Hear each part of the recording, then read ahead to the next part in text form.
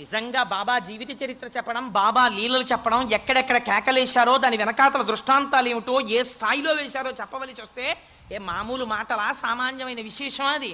అంతటి మహాపురుషుడైన. అందుచేత మసీదులోనే ఉంటూ ఉండేవారు. అప్పుడప్పుడు చందనోత్సవంలో పాల్గొనేవారు, అప్పుడప్పుడు హిందూ ఉత్సవాల్లో పాల్గొనేవారు. ఇటు శ్రీరామనవమి వేడుకలు అయ్యేవి, అటు ఆ వేడుకలు అయ్యేవి.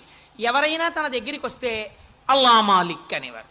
ప్రపంచానికి ఉన్న లక్షణం ఏంటి? మీరు ఎంత గొప్పవారోనండి, చాలా గొప్పవారు, మీరే మా దేవుడు, మీరు మాకు జ్వరం తగ్గించేశారు కదా, ఇంకా నమ్మకం. జ్వరం తగ్గించేశారు కదా అని ఓటుకు 10 మార్లు అంటే ఇంకేం చూసుకుంటాడు మన ఇంట్లో కష్టాలన్నీ. అందుకని కామ్యంతో వెంటబడతారు. ఇహ అందుకని మీరున్నారు కదా బాబా, మాకేమిట్లోటు అంటే ఆయన అనేవారు అల్లా మాలిక్, అల్లా మాలిక్ అనేవారు. అల్లా మాలిక్ అంటే నీకు నాకు కూడా ప్రభు ఒకడు ఉన్నాడు. ఆయన అల్లా. అల్లా అంటే నామరూపాలతో మీరు ఏ రూపంతో పిలవండి,